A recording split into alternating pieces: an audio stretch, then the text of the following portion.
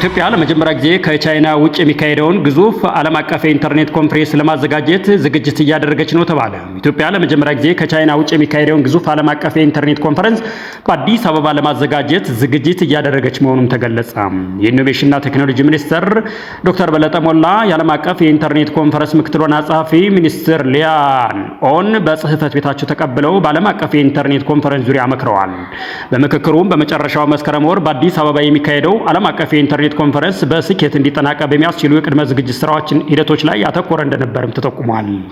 የኢኖቬሽን የቴክኖሎጂ ሚኒስትር ዶክተር በለጠ ሞላ ኢትዮጵያ በርካታ ዓለም አቀፍ ሁነቶችን በብቃት የምታስተናግድ ልምድ ያላት በመሆኗ ይህንኑ ተጨማሪ ዕድል ተጠቅማ ለኮንፈረንሱ ስኬታማነት አስፈላጊውን ዝግጅት ሁሉ እንደምታደርግም አረጋግጠዋል።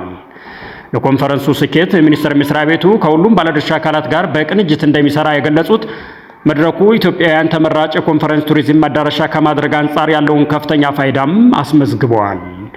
የዓለም አቀፍ የኢንተርኔት ኮንፈረንስ ምክትል ዋና ጸሐፊ ሚኒስትር ሊያን ሃኦን በበኩላቸው ኮንፈረንሱ በአዲስ አበባ ለመካሄድ የሚያስችሉ የቴክኒክ ስራዎች መጀመራቸውና በቅርቡ በቅድመ ዝግጅቱ ላይ ትኩረት ተሰጥቶ በትብብር እንደሚሰራም ተናግረዋል።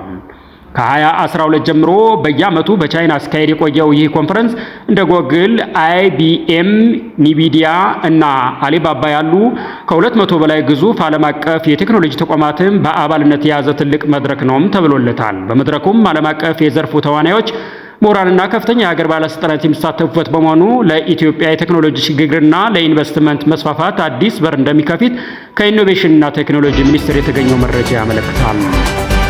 ኢትዮጵያ ከፓኪስታን JF-17 የተሰኘ በቅርቡ በተካሄደው የፓኪስታንን ጦርነት ወቅት ብቃቱን ያስመሰከረው የጦር ጀት ለመግዛት ንግግር መጀመሯ ተሰማ። ባለፈው ዓመት የፓኪስታን አየር ኃይል የህንድ ተዋጊ ጦር ጀቶችን መጥቶ ከጣለ በኋላ የፓኪስታን መከላከያ ኢንዱስትሪ የብዙዎቹን አይን ውስጥ ለመግባት ችሏል። ይህም ደግሞ ለፓኪስታን ትልቅ የገበያ ዕድል የፈጠረ ነውም ብለዋል።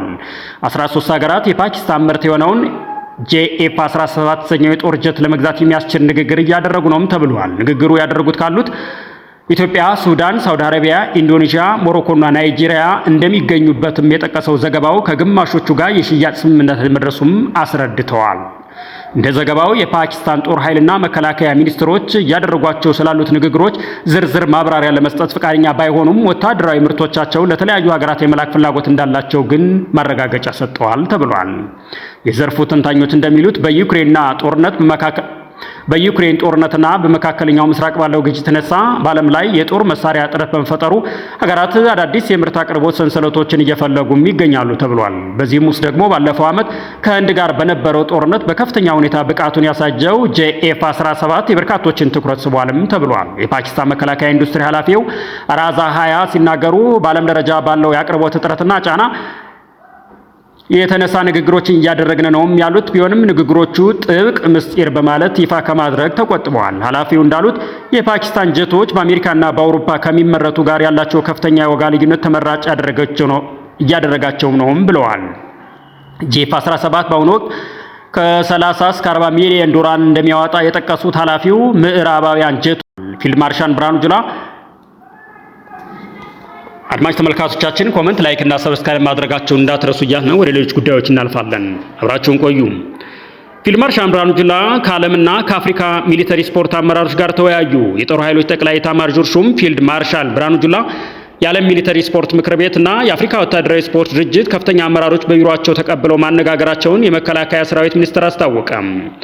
ዛሬ ጥር 13 ቀን 2018 ዓ.ም በተከናወነው በዚህ ዲፕሎማሲያዊ ግንኙነት ፊልድ ማርሻል ብርሃኑ ጁላ ለ3 ቀናት የሥራ ጉብኝት ወደ ኢትዮጵያ ከመጡ የዓለም ሚሊተሪ ስፖርት ፕሬዝዳንት ኮሎኔል ኒልቶን ጎሜዝ ሮሊን ፊልሆ እና የአፍሪካ ወታደራዊ ስፖርት ፕሬዝዳንት ሜጀር ጄኔራል መኪያኖ አብዱላሂን እንዲሁም የዓለም አቀፍ ወታደራዊ ስፖርት ዋና ጸሐፊ ሻምበል ሮቤርቶ ሬቺያ በስፖርታዊ ትብብር ዙሪያ ውይይት ማድረጋቸውን ገልጸዋል። እንደ መከላከያ ሰራዊት መረጃ በውይይቱ ወቅት ጠቅላይ ኤታማዦር ሹሙ ኢትዮጵያ በቀጣይ የዓለምና የአፍሪካ ሚሊተሪ ስፖርት ውድድሮች እንድታዘጋጅ ለማድረግ ሀሳብ ለአመራሮቹም አቅርበዋል።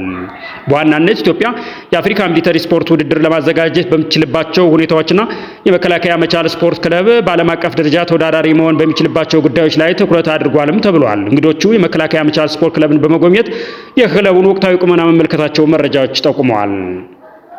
ተመልካቾቻችን ኮሜንት፣ ላይክ እና ሰብስክራይብ ማድረጋችሁን እንዳትረሱ እያልን ወደ ሌሎች ጉዳዮች እናልፋለን።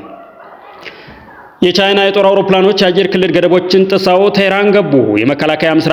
የመካከለኛው ምስራቅ የአየር ክልል በተለያዩ ገደቦች ተዘግቶ ባለበት በዚህ ወቅት የቻይና የጭነት አውሮፕላኖች ወደ ኢራን ዋና ከተማ ቴህራን ማቅናታቸው ተዘግቧል። አውሮፕላኖቹ እጅግ ዘመናዊ የሆነውን HK-9 የተሰኘውን የረጅም ርቀት የአየር መከላከያ ስርዓትና ጸረ አውሮፕላን ሚሳይሎችን ወደ ኢራን እያጓጓዙ እንደሚሆንም ተገምቷል።